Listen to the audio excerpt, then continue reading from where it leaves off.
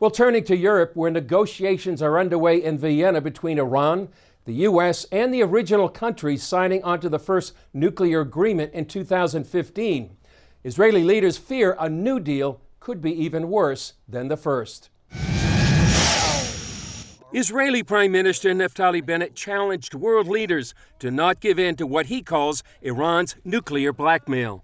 Iran will be arriving at negotiations in Vienna with a clear goal: to end sanctions in exchange for almost nothing. Iran won't just keep its nuclear program. From today, they'll be getting paid for it. There are those who think they deserve to have their sanctions removed and hundreds of billions of dollars poured right into their rotten regime.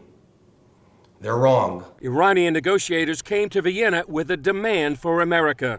If the United States comes with the removal of the sanctions, it can certainly receive the ticket for returning to the nuclear deal's negotiations room. Otherwise, it will continue to remain outside of the negotiation table.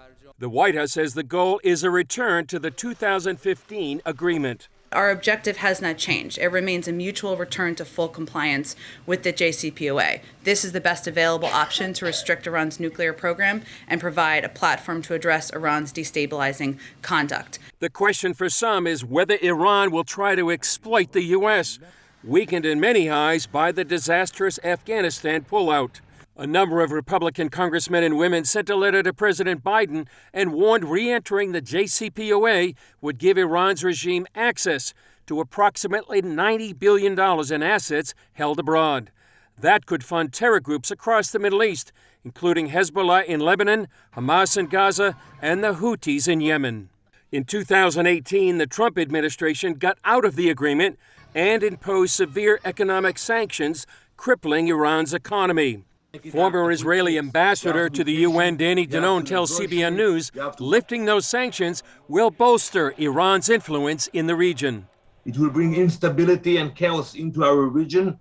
Already, with sanctions, they provided billions of dollars. So just imagine what they would do when they will have so much money in the next few weeks if the sanctions will be lifted. And in the long run, it means that they will continue to invest in their military ambitions to have nuclear capabilities. Circumstances surrounding these Vienna talks differ from those in 2015. Iran now has a more hardline president, Ebrahim Raisi, nicknamed the Butcher of Baghdad. The country's nuclear program has expanded, enriching uranium to an almost weapons-grade level and is closer to a nuclear breakout stage. Since 2015, Israel has stepped up its covert and cyber attacks on Iran's nuclear program. And military leaders here have been clear: a direct strike to eliminate Iran's nuclear program remains on the table. In our interview with Ambassador Danny Danon, he also addressed whether Israel is prepared to strike Iran's nuclear facilities and the new military alliance emerging here in the region.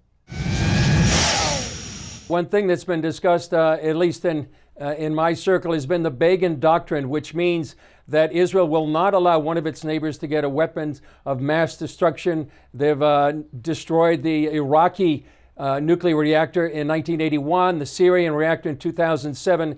Is that doctrine still alive and well here in Israel? Absolutely. We hope it will not be the sole responsibility of Israel to deal with that threat. But if we will have no choice, we do have the capabilities, we do have the determination to avoid the Iranians. We cannot repeat the mistake that was done with North Korea, when one morning they actually announced that they have nuclear capabilities. And that was exactly what we see today with the Iranians. They are negotiating, they are coming back to the negotiations, getting out of the room, and at the same time, they move forward with their ambitions. You know, just a few days ago, Ambassador, the Minister of Defense, Benny Gantz, was in Morocco, and he signed a military memorandum of understanding. It almost seems surreal to see that happening. Do you see an alliance growing in the Middle East against Iran? Absolutely. We see it today. I'm very close to many leaders in the Gulf, and we discuss those issues. But I would say, I'll add another point, Chris. If, God forbid, the Iranians will become stronger after the negotiations, I can tell you that some of the countries will start to speak with the Iranians. Once they will see that the Iranians won the game, racing through nuclear capabilities, not all of them would stick with us. So I hope we will not get to that situation. The leaders in the Gulf are worried about Iran more than we are worried here in Israel. It is a clear danger for them, and they discuss it, they're getting ready for that. And they are also counting on the US and other democracies not to make that mistake again. Alpha.